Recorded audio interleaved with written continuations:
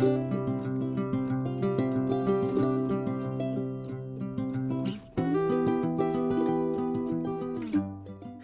বন্ধুরা, আমি সৌরভ চলে এসেছি আরও একটি ব্লগ নিয়ে। আশা করি আপনারা সকলে ভালো আছেন, সুস্থ আছেন। আমিও খুব ভালো আছি, সুস্থ আছি। আজকে বন্ধুরা ব্লগটা শুরু করলাম আমি মুরগির দোকান থেকে, কারণ আমাদের কালকে একটা পিকনিক আছে। তো কাল সকাল থেকে রান্নাবান্না শুরু করে দিতে হবে বলে আমি রাত্রেবেলা গিয়ে মুরগির মাংসটা নিয়ে এসেছিলাম, আর সাথে মাংসটা ভালো করে ম্যারিনেট করে রেখে দিয়েছিলাম। পরদিন সকালবেলা সব কাটাকাটি শেষ করে উনুনের মধ্যে হাঁড়ি বসিয়ে দিয়েছিলাম। ম্যারিনেট করা মাংস ফ্রিজ থেকে বার করে বাইরে রেখেছিলাম। আলু কেটে টেটে সব এক জায়গায় সব জোগাড় করে রেখে দিয়েছিলাম। এই পিকনিকটা একদম হঠাৎ করেই হয় বন্ধুরা, কারণ আমাদের এখানে যখনই পিকনিক হয় আমরা এই হঠাৎ করেই করে থাকি। কারণ যতবারই আমরা প্ল্যান করে পিকনিক করার চেষ্টা করেছিলাম, কোনোবারই সে এরকমভাবে হয়ে ওঠেনি। তো পিকনিকে রান্নাও হচ্ছে বিরিয়ানি, আর এই বিরিয়ানি রান্না করার ভারও পড়েছে আমার উপর। কিন্তু এখানে যে বিরিয়ানিটা দোকানে সচরাচর পাওয়া যায় সেরকম টাইপের বিরিয়ানি বানানো হচ্ছে না বন্ধুরা। আমি একটু অন্যরকম টাইপেরই বিরিয়ানি বানাতে চেয়েছি।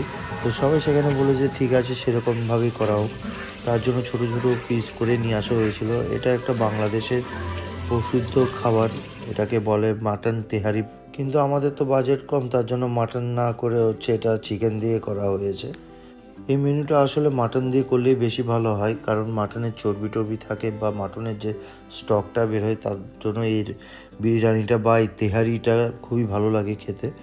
কিন্তু চিকেনও খারাপ লাগে না, কিন্তু আমি করেছি তো সবাই খাওয়া দাওয়ার পর বলছিল ভালো হয়েছে।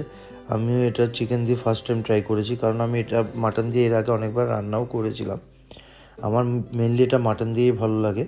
তো চিকেন দিয়ে প্রথমবার আমিও খেয়েছি, নিজেই রান্না করেছি। আমার খারাপ লাগছিলো না খেতে, ভালোই লাগছিলো। কিন্তু বাচ্চারা যেহেতু খাবে তার জন্য আমাকে ঝালটা অনেকটাই কম দিতে হয়েছিল। তো বাচ্চারা মোটামুটি ভালোই খেয়েছিল, আর যার জন্য সবাই বলেছিল লাস্টে খাওয়ার পরে যে হ্যাঁ, খুব ভালো লাগছিলো খেতে। আমার বোনেরা আমার হাতে রান্না খেতে খুবই ভালোবাসে বন্ধুরা। তো এই রান্নাটা যদি আমার বোনদেরকেও খাওয়াতে পারতাম আমার খুব ভালো লাগতো, কিন্তু কি করব, ওরা আমার কাছে নেই বা আমিও ওদের কাছে নেই, তার জন্য ওদেরকে খাওয়াতে পারলাম না। যাই হোক, যবে ওদের কাছে যাব বা ওরা আমার এখানে আসবে যে তখন করে খাওয়াবো। কারণ আমার হাতে প্রায় সময় ওরা বলে যে দাদা এটা করে খাও বা ওটা করে খাও। ওরা খুব খেতে চায়, আর আমারও ওদেরকে খাওয়াতে খুব ইচ্ছাও করে। এবার এখানে বন্ধুরা সব ধরনের মশলা টশলা দিয়ে তারপর আবার বিরিয়ানির মশলাটা দিয়ে দিলাম। এটা বিরিয়ানির মশলা বাজারে কিনতেও পাওয়া যায়। তো আমি ওই বিরিয়ানির মশলাটা দিয়ে ভালো করে মাংসটা ভুনে নিচ্ছিলাম। এর থেকে এবার তেল আর মশলা থেকেও তেল বেরোনো অবধি ওয়েট করতে হবে। তারপরে এর মধ্যে আলু দিতে হবে। আলু দিয়ে ভালো করে সেটাকে আবার ঘাঁটতে হবে, যাতে আলুর মধ্যেও ভালো করে নুন মশলা সব ঢুকে যায়। এই বিরিয়ানিটা রান্নার একটা মেন অসুবিধা হচ্ছে এটাতে খুব ভালো করে ঘাঁটতে হয়, না হলে অসুবিধা হয়। কারণ যত ঘাঁটবেন, যত এতে তাপ ভালোভাবে যাবে, তাহলে আপনার এর স্মেলটা খুব ভালো বেরোবে। এর অ্যারোমাটা আলু বলুন, চাল বলুন, সব কিছুর মধ্যে ভালো যাবে। রান্না করতে করতে এখন আবার টিটুদা চলে এসছে মাংস টেস্ট করার জন্য। তো আমি মাংস নিতে দিইনি, মুরগির যা গলা টলা আছে ওগুলোই নিয়ে যেতে দিয়েছি। তো বন্ধুরা এবার এখানে বিরিয়ানির চালটা দিয়ে দিলাম। আপনারা ভাবছেন বিরিয়ানির এটা কী ধরনের চাল। এটা বিরিয়ানির চাল, নর্মালি আমরা যেটা খেয়ে থাকি সেই চাল নয় বা বাঁশকাঠি চাল নয়, এটাকে বলে তুলাই পাঞ্চি চাল। এটা বাংলাদেশি লোকেরা আবার বলে চিনি গুঁড়া চালও বলে। এটা আমাদের এখানেও পাওয়া যায় তুলাই পাঞ্জি চাল বলে।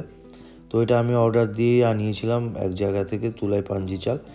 তো সেটাই দিয়ে রান্নাটা করা হয়েছিল। বন্ধুরা আমি তো তখনই বললাম যে এই রান্নার একটাই অসুবিধা, যে এই রান্নাটাতে খুব পরিমাণে ঘাঁটতে হয়। চালটা দিয়েও আমাকে ভালো করে ঘাঁটতে হয়েছে, না হলে চাল নিচে লেগে যাওয়ারও একটা ভয় থাকে। আর ভালো করে না ঘাঁটলে মশলার অ্যারোমা চালের মধ্যেও যাবে না, আলুর মধ্যেও যাবে না। তো এখন বিরিয়ানির দুধের ঘোলটা আমি বানিয়ে নিয়েছিলাম। এর মধ্যে আরও কিছু মশলা দিয়েছিলাম, কিন্তু আমার রান্না করতে করতে অসুবিধা হচ্ছিলো বলে সেই মশলাগুলো কী কী দিয়েছিলাম সেই ঘোলের মধ্যে সেটা দেখাতে ভুলে গেছি, কারণ আমি ভিডিওগুলো করতে ভুলে গেছি। তো এখন এখানে ভালো করে মশলাটা যখন চালের সাথে ভালো করে মিশ্রণটা হয়ে গেছে, এবার এই দুধের ঘোলটাও চালের মধ্যে আমি দিয়ে আবার ভালো করে নাড়তে হবে এই ঘোলটার সাথে। এবার আবার নাড়তে হবে, ভালো করে নাড়তে হবে, যাতে অ্যারোমাটা চালের মধ্যে ভালো মতো যায়, মাংসের মধ্যে যেন ভালো রকমভাবে যায়, আলুর মধ্যে যেমন ভালো রকমভাবে যায়।